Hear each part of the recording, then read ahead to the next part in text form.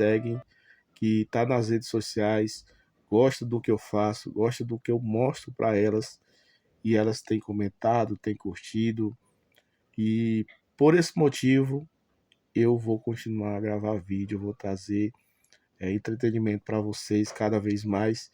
E pode acreditar uma coisa, eu não vou desistir daquilo que eu quero.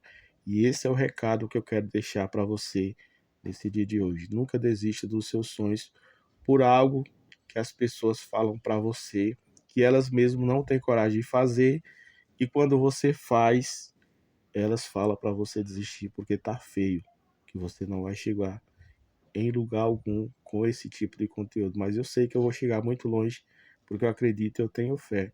Esse é o recado que eu quero deixar para você.